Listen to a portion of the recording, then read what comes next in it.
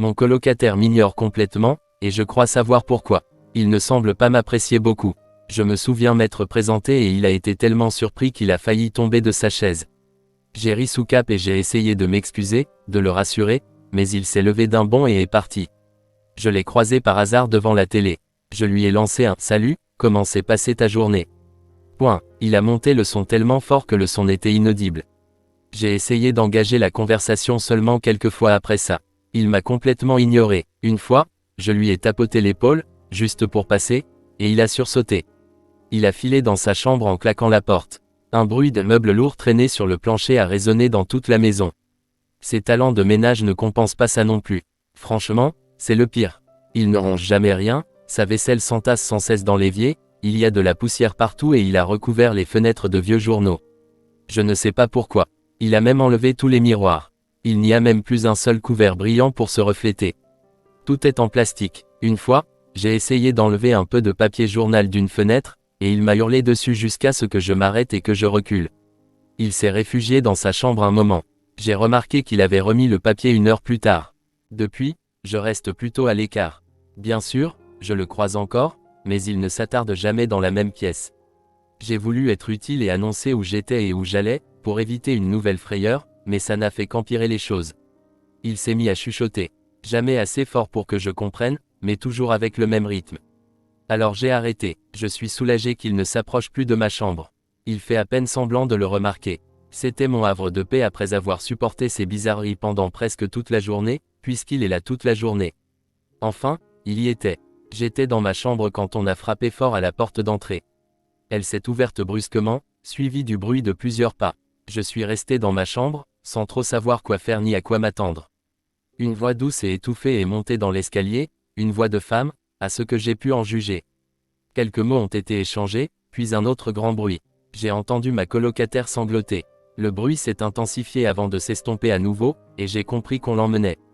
On l'emmenait quelque part. J'ai couru à la fenêtre de devant, j'ai arraché le journal et je l'ai vu monter dans une ambulance. Quelques voisins regardaient, la main sur la bouche ou la tête baissée.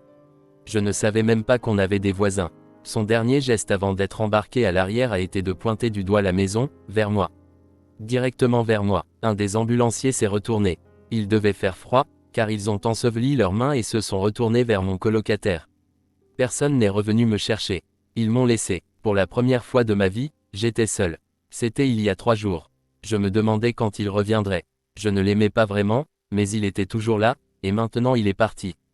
Le vide est immense. Je n'avais jamais mis les pieds dans sa chambre, et je n'en suis pas fier, mais je ne savais pas quoi faire d'autre. Alors, j'ai fouillé. La porte était grande ouverte. Le parquet était profondément usé, avec des rainures menant de l'entrée à sa commode. Sa chambre était un vrai capharnaüm. Des journaux s'empilaient dans chaque coin. Des boîtes de plats à emporter vides, couvertes de moisissures, jonchaient le sol. Des mouches bourdonnaient, à la recherche de ce que je préférais ne pas imaginer. Son bureau était le seul endroit à peu près propre. Un ordinateur portable était ouvert au centre, avec des notes épinglées sur un tableau en liège derrière. Je me suis approché et je l'ai allumé. Il a clignoté, me demandant un mot de passe. J'ai parcouru les notes du regard, cherchant un indice, mais mes doigts se sont instinctivement dirigés vers les bonnes touches. Des chiffres, 02, 02, 26. Le bureau était un véritable fouillis de notes enregistrées et de liens vers diverses pages web. J'en ai exploré quelques-unes. Certaines concernaient le développement personnel, d'autres le deuil, les stratégies d'adaptation. Puis j'ai découvert quelque chose de bien plus troublant. Ces recherches les plus récentes portaient sur des sujets comme les hallucinations, les sensations étranges, les voix, les esprits indésirables, les exorcismes. Ces mécanismes d'adaptation étaient manifestement inefficaces. J'ai regretté de ne jamais avoir vraiment essayé de communiquer avec lui. J'aurais peut-être pu l'aider. J'ai ensuite examiné les notes.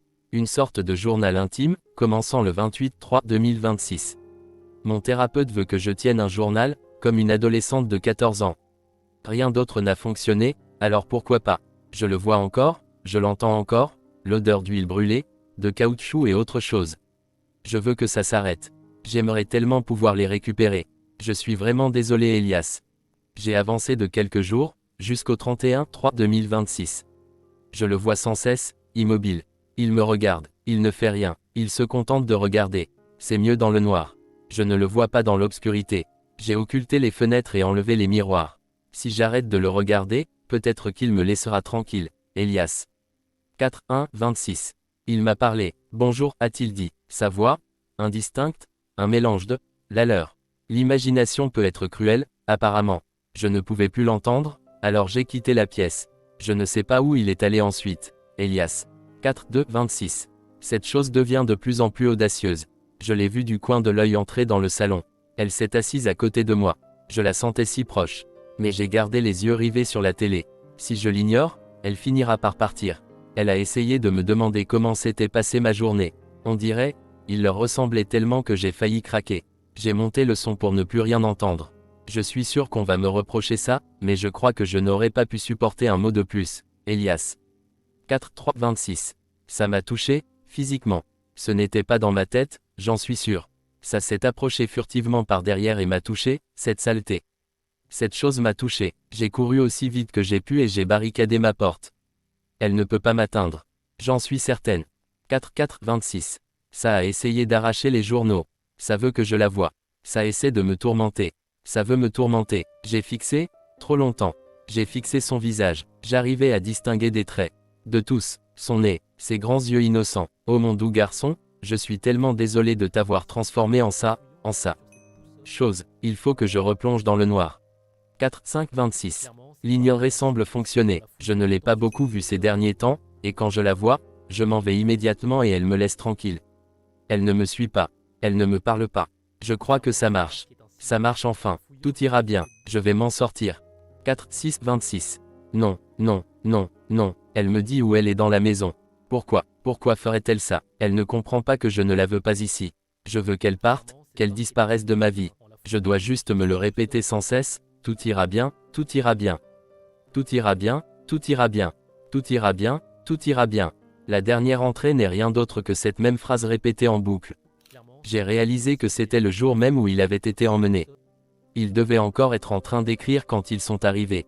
J'en avais assez vu. J'ai éteint l'ordinateur portable. L'écran est devenu noir et, pour la première fois, j'ai vu mon reflet. Deux grands yeux, légèrement décalés mais innocents, me fixaient. J'ai penché la tête de gauche à droite, comme le ferait un chien curieux.